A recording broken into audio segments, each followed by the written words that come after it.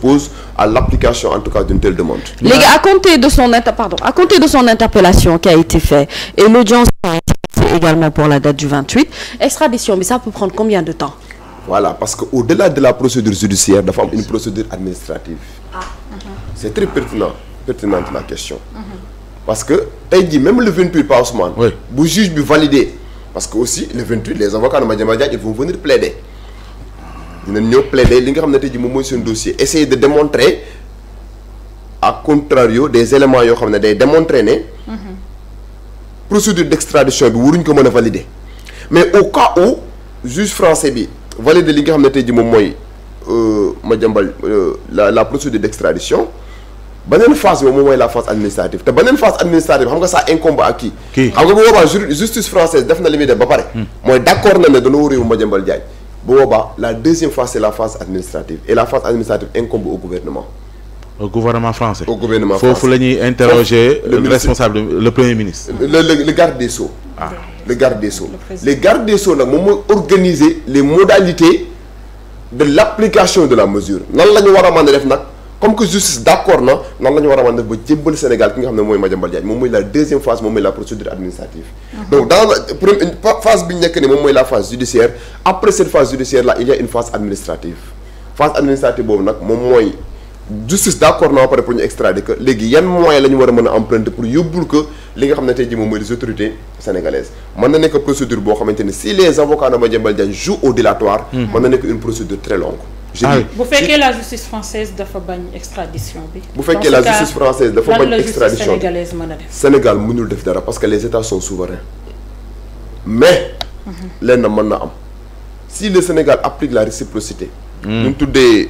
en droit civil l'exception d'une exécution bu ñu benn contrat wala benn convention liée ñu dem ba ci biir je me suis rendu compte que yow pare woo pour respecter les termes de la convention man aussi boo demee ba soxla ci man dara je ne vais pas respecter les termes de la convention c'est ce qu'on appelle l'exception d'une exécution et je tiens aussi à dire Nabou Sénégal récemment vivre na la même situation avec benn Sénégalais boo xamante ni justice française lancé woon na benn mandat d'arrêt à son encontre Sénégal dafa bañoon exécuter mandat d'arrêt je fais pas le parallèle. pour wax ne pour wax ne nous serons dans la même situation xaw ma ba xam ngeen kan laa bëgg a wax. am na benn Sénégalais bu justice française mosoon na demander à ce que ñu yóbbu ko ci benn dossier boo xam ne c'était des financements benn dossier international. Voilà. Ah. D'accord. Ne pas citer le nom. Donc de ce point de vue là la justice sénégalaise dafa bañoon mais justice sénégalaise ci lu mu sukkandiku woon mooy ñun duñu extrader suñu propre ressortissants. Cet argument là est légitime. tey bu fekkoon Madiambal Diagne am na nationalité française jarul sax ñuy sonal suñu bopp France du ko mën a extrader parce que la France n'extrade jamais ses propres ressortissants mais daal li Sénégal mën a def bu boobaa le Sénégal n'a aucun moyen de contraindre la France pour exécuter obligatoirement les termes de ce mandat d'arrêt mais bu ko France exécuté wul lenn lañ mën a def bu France amee leneen lu mu soxla ci ñun dans le cadre de la coopération judiciaire bi ñu lié ñun aussi ñu bañ a exécuter les termes de cette convention là. mais Pape Ahmadou su dee ni Madiambal dafa noonu laataa sax ñu koy exécuter moom dana indil boppam ba fii gisaguñ loolu loo comprendre kon ci lu mu war a nekk moom. waaw mais c'est-à-dire loolu day témoigner ne que Madiambal Diagne ay waxam en tout cas jarul le prendre en considération il avait dit que moom day organiser sa défense dama yaakaar ne buy organiser sa défense fi nga ko war a gën a accès mooy fi nga xamante ne tey jii fa lañ sa culpabilité foofu lañ ko war a mën a établir. Parce qu'il ne revient pas à la justice française, pas Ousmane, de juger est-ce que Madiambal Diagne est coupable ou pas. Culpabilité bi Sénégal lañ koy décider procédure bi ñu nekk nii procédure pour juste xool ba xam dinañ valider extradition bi wala dara. Donc yow booy organiser sa défense Sénégal gi nga xam ne tey jii ñoom dernière décision bi ba xam yow li lay toppee am na wala amul ñoom la revenir fa nga ko war a organiser donc il avait dit que moom dafa dem France pour organiser. sa défense moi je considère Madiambal Diagne comme un fuyard comme quelqu'un boo xamante ne ni ay waxam amatul une certaine crédibilité et le seul fait maintenant que mu am benn woroo ci li nga xam ne moom mooy ces déclarations des témoigner ne moom il n'est pas un homme objectif il n'est pas un homme boo xamante ne tey jii vraiment il mérite respect et considération relativement à ses propos et yaakaar naa ne bu ñu ci tolloo la justice sénégalaise en tout cas dina jël les mesures appropriées et l'exécution du mandat d'arrêt au-delà du fait que mu nekk une mesure coercitive il faut aussi comprendre, je l'avais dit la fois passée, que la fuite de infraction en droit sénégalais mais circonstance aggravante la par rapport à l'infraction. waaw mën nañoo njort ni kon la dawloo lu. waaw xel mën naa dem ci la dawloo fugitif joxul benn solo ci dossier bi ba ñu mën koo extrader obligatoirement. xam nga am na ñuy insinuer l'idée selon laquelle mën na def demande d'asile. Ouais. Mais pour moi, si les avocats de Madiambal Diagne sont assez expérimentés, si les avocats de Madiambal Diagne sont assez expérimentés, pour rien au monde, on ne peut pas conseiller de demander. Voilà. Parce que déjà, c'est bien son gelé au Sénégal, au moment où je vous parle. Sa famille, en quelque sorte, sa famille proche, nous subir une détention provisoire pour les mêmes faits. De fait que demande d'asile, moi, non seulement se soustraire à la justice sénégalaise, mais abandonner en quelque sorte sa famille biologique, bien que présentement, nous croupir en prison. Donc, ce n'est pas quelque chose que nous devons envisager si ces avocats sont expérimentés. Maintenant, la seule chose que nous devons faire, avocats, bëggal nañ ko lu baax te yaakaar na ne bëggal nañ ko lu baax mooy waruñu woon a nangu procédure bi di àgg ci dimension bii nii. léegi maître su dee nii yaa ngi wax sànq contrôle judiciaire bi dafa bokk ak ci conditions yi mooy dañuy jël sa passeport. su dee nag da ngaa yor ay passeport nag. bu dee da ngaa yor. ay passeport.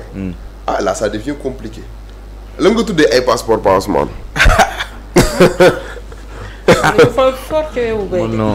mën na noo yor ay passeport diplomatique.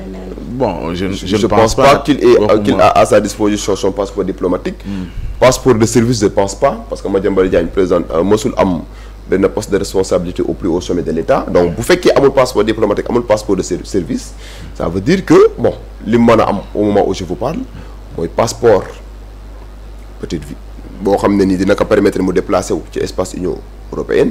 Et la justice française est assez averti bu la joxee contrôle judiciaire naturellement dañuy récupérer li nga xam ne tey jii mooy sa passeport pour nga bañ a daw. di la surveiller. parce que Pa Ousmane li Sénégal di bañal boppam juste France moo ko gën a mën a bañal boppam. imaginez tey jii ñu ne Madiambal Diagne def na ko contrôle judiciaire France daw na France. génn na loolu day écorner l'image en tout cas de la République française. Et France sur ce terrain là ñoom doon accepter véritablement benn simple personne Madiambal Diagne boo xamante ni sur le plan diplomatique amul leen lu muy peser Madiambal Diagne sur le plan diplomatique il ne pèse pas. C'est un journaliste au Sénégal boo xam ne peut-être am na benn notoriété mais France relation ak Sénégal dafa ëpp doole li nga xam ne tey jii moom mooy une certaine protection boo xam ne war na ko mën a accorder ki nga xam ne moom mooy Madiambal Diagne ce serait une fumisterie qui ne se justifie pas la matière moo tax man ma jàpp ne. Intérêt wu France nekkul ci tey jii di préserver wala muy jéem a protéger Madiambal Diagne mais intérêt wu France mu ngi ci mu appliquer rigoureusement li nga xam moom mooy les dispositions et appliquer rigoureusement les dispositions mooy tous les arguments juridiques en faveur de cette extradition sont sur la table ça amul benn ambiguïté donc. li nga xam ne gisoon nañ kaaw Doro Gueye.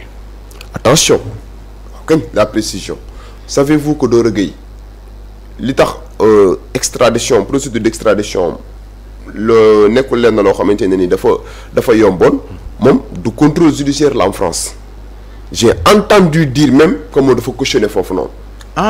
J'ai entendu dire j'ai entendu parler d'une caution boo xam ne déposé na ko foofu noonu je sais pas si c'est vrai ou pas mais par rapport à la situation de Madiambal il fait l'objet am nga montant bi d'un contrôle judiciaire caution bi ci li nga dégg. j'ai awma montant bi mais j'ai entendu dire que am na benn caution boo xamante ne ni am na.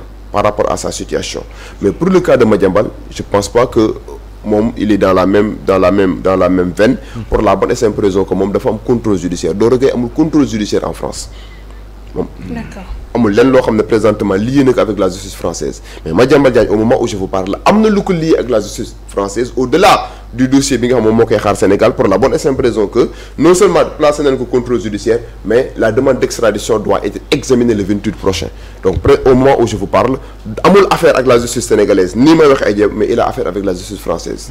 balaa chroniqueur yi di ñëw juste la dernière question jéego yi avocat mi di teg moom it mu koy teg ndax jàpp nga ni moom namu naa ñibbisi réellement.